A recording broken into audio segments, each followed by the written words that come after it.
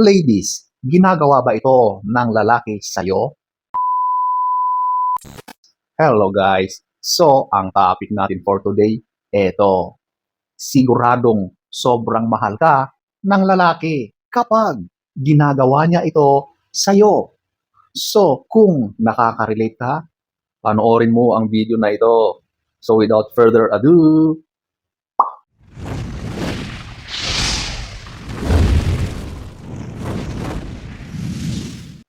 alam nyo, kapag ginagawa ito ng lalaki sa iyo, huwag ka nang magduda. Siguradong mahal na mahal ka niyan, promise. So, eto, ating alamin ang mga ginagawa ng lalaki. Number 7, eto, yung tumatawa siya sa mga biro mo. Kahit hindi naman nakakatawa, di ba? Siyempre, ang lalaki, kapag mahal ka niya, lahat ng nakikita niya sa iyo ay maganda. Lahat ng sinasabi mo, kung ano man yon, ay sa pandinig niya ay positive, okay. At pati yung mga biro mo, kahit hindi yan nakakatawa, talagang tatawa siya. Nakakatawa pa rin, okay? Minsan, kahit alam niya na hindi nakakatawa, ayaw din naman niya na maging masama yung pakiramdam mo kapag hindi siya tumawa, di ba? So, kahit wala namang kakwenta-kwenta yung joke mo, tatawa pa rin yan. Ganun yun. Kaya pagpapakita yan ng suporta sa iyo, suporta sa ganyang tawanan, di ba? So kapag ang lalaki ay tumatawa, kahit hindi naman nakakatawa yung mga biro mo, mahal ka niyan, promise. Okay? So ayan po ang number 7.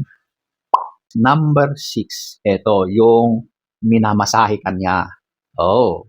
So ito yung mga pagkakataon na minsan masama ang pakiramdam mo or may masakit sa katawan mo, magre-request ka, sasabihin mo na, mahal, honey, masakit ang ulo ko. Kapag mahal ka niyan, ay talagang mag-o-offer yan ng anything para maibsan or at least mai-comfort yung nararamdaman mong sakit or pain, di ba? So madalas yan, ipagmamasahe ka niyan, okay? Kung saan man yung part ng katawan mo na uncomfortable or masakit, imamasahe niya yan, okay? Kapag ganyan, ramdam mo talaga na mahal ka niya. Kasi ang lalaki, hindi niya kayang makita ang kanyang minamahal na nasasaktan or merong nararamdamang masama. Kapag ganun, masama na rin ang pakiramdam ng lalaki. Masakit sa kanyang paningin na ganyan ang kanyang nakikita. Pero kapag sinabi niya na, bumili ka na lang dyan ng alaksan, bumili ka ng gamot mo para inumin mo, nako, wala yon. Walang pakialam kapag ganun. Hindi ka mahal niyan kasi wala eh. Pinapakita lang niya na wala siyang care o hinahayaan ka niya. Okay? Kaya yung mga ganyang simpleng mga gestures ng lalaki, pagpapakita yan ng tunay na pagmamahal. Number 6. Number 5, eto, yung tinutulungan ka sa gawaing bahay. Oh, ang sweet, di ba? Karamihan ng mga kalalakihan, talagang kapag umuwi yan galing sa trabaho or kahit walang trabaho yan, madalas kapag gawaing bahay, wala, hindi yan gumagalaw. Talagang ipinapaubaya lahat doon sa kanyang misis o sa kanyang partner na babae, di ba? Karamihan ganyan. Kaya, kung yung lalaki ay tinutulungan ka sa gawaing bahay, alam mo naman lahat yan, yung pagluluto, paghuhugas ng mga pinagkainan, paglilinis ng bahay, at kung ano-ano pa dyan sa loob ng bahay, kapag yung lalaki ay gumagawa sa gawaing bahay at tinutulungan ka, mahal ka niyan, okay? Hindi lahat ng lalaki ay kayang gawin yan. Pero, may mga lalaki rin na ganyan, okay? At kapag ganyan ang lalaki, mahal ka niyan. Kasi hindi niya maatim, hindi niya kayang tignan na ikaw ay pagod na dyan sa kakaikot sa loob ng bahay at siya ay nakahilata lang. Hindi niya kayang tanggapin yun, hindi niya yun masikmura. Kaya sa halip na humilata, manood ng TV, ay tutulong siya sa iyo. So talagang kapag ganyan, mahal na mahal ka ng lalaki. Okay? So ayan po ang number 5. Number 4, eto, yung hatid sundo. Oh, talagang todo effort, di ba? Sa umpisa, sa ligawan stage, or kaya kapag magjowa na kayo, or bago-bago pa lang kayo, kapag ang mga ito ay ginagawa sa iyo ng lalaki, talagang mahal ka niyan, okay? Kasi makikita mo naman sa mga effort niya, talagang kung saan ka man pupunta, hinahatid ka. At kapag uuwi ka, susunduin ka ulit niyan, okay? Diyan pa lang makikita mo na meron siyang care sa iyo. Mahal ka niya, di ba? Kasi kapag hindi ka mahal niyan, naku, sasabihin sa'yo, mag-commute ka na lang. Tsaka ang lapit-lapit, mag-tricycle ka na lang. Di ba, ganun? Hindi ka tunay na mahal ng lalaking yan. Kasi hindi ka niya pinaglalaanan ng panahon. Hindi ka niya pinag-e-effortan. So, ayan po, ang number 4. Number 3, eto, yung nililibre ka niya lagi. Okay? Isang paraan ito ng mga kalalakihan para magpa-impress, para ipakita na kayang-kaya nilang mag-provide. Siyempre, gusto niya na makilala mo siya sa ganun na siya ang nagbabayad. Siya ang umaako sa mga bayarin kung saan man kayo nagde-date or pumupunta. Okay? Karamihan, ganyan. Pero sa panahon ngayon, parang marami na ring nagbago. Minsan, yung babae rin ang nagbabayad sa mga bayarin kapag kayo ay nagde-date or lumalabas. Pero culturally, at kapag ang lalaki ay may kakayahan, talagang siya at siya ang aako sa mga ganyan, okay?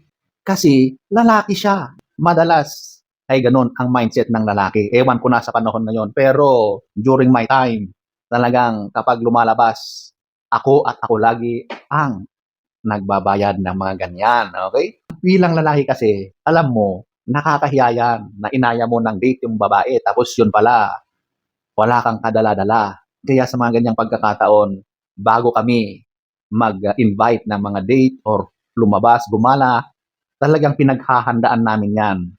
Kaya nagtataka ako bakit may mga kalalakihan na ang kakapal ng mukha, di ba? Na sila pa yung humuhut-hut or ginagawang gatasan yung mga kababaihan. Okay? Ang mga ganyan, walang pagmamahal yan. Sinasamantala lang kayo. Pero ang lalaking tunay na nagmamahal, gumagastos yan. Okay? Naglalabas talaga ng pera yan para sa kanyang minamahal na babae. Okay? Hindi yan nang hihinayang kasi mahal ka niyan. Number 3, number 2, ito, yung niloloadan ka niya. Siguro ito ay mas applicable sa mga nagliligawan, yung mga getting to know each other, or yung mga bago-bago pa lang sa isang relasyon, okay? So, kapag niloadan ka ng lalaki, sabihin natin na humingi ka ng pabor or nagpa-load ka sa kanya at niloadan ka niya, mahal ka niyan. Alam mo kung bakit? Kasi ang mga lalaki, kapag mahal nila ang babae, sunod-sunuran na lang yan eh. Ginagawa lahat ang kahilingan ng babae para lang mapalapit yung babae sa kanya, para lang magpa-impress, para maipakita niya yung kanyang pagmamahal sa kanya. Basta karamihan ng lalaki, kahit anong pabor man yan, yung paglo-load na yan, gagawin at gagawin ng lalaki kapag mahal ka niyan, okay? Kaya nga minsan naaabuso rin yan, lalong-lalo na yung may mga ibang kababaihan din na sinasamantala yung kabaitan ng lalaki. Minsan ay ginagawa ng loading station yung kanilang jowa o yung kanyang manliligaw. Huwag naman kung ganun. Ang mga lalaki talagang kapag mahal nila ang babae, wala, nagiging tanga na rin yan eh. Oo, sunod-sunuran yan. Kahit anong ipapagawa mo, kapag mahal ka ng lalaki ay wala. Talagang hila mo ang buntot niya. Yung minsan hindi na nag-iisip ng rasyonal, kaya ayun. Pero kapag ganyan ang ginawa ng lalaki sa iyo, ayun, mahal ka niyan, promise, okay? So, ayan po, ang number 2. Number 1, eto, yung ipinaglalabakan niya. Oh, grabe naman talaga, no? Alam nyo, ang mga lalaki, karamihan, ay talagang yan ang ayaw na ayaw nilang gawin. Lalong-lalo na kapag may ibang kalalakihan sa paligid or nakatingin sa kanila. Siguradong kapag nakita yan ng tropa or barkada, sobrang kantsaw at tukso ang gagawin sa kanya. Alam nyo, yung ganyang gawain, hindi ko nila lahat, pero karamihan, big deal sa kanila ang ganyang ginagawa, yung paglalaba. Kaya, kung ipinaglalaba ka ng iyong lalaki, ng iyong partner, siguradong mahal na mahal ka niyan. Kasi wala na siyang pakialam kung ano man ang iisipin ng ibang lalaki. Wala siyang pakialam kung siya ay tutukuhin, siya ay sasabihing Andres, okay lang yun. Ang mahalaga lang sa kanya ay napagsisilbihan ka niya. Ginagawa niya ang mga yan kasi mahal ka niya. Okay? So, kapag ang partner mong lalaki ay ipinaglalaba ka niya, siguradong mahal na mahal ka niyan. Okay? So, ayan po, ang number 1. So, ayan po ang ilan sa mga ginagawa ng lalaki kapag mahal na mahal ka, okay? So, sana ay nagustuhan niyo ang ating topic for today. Next story time. Don't forget to subscribe,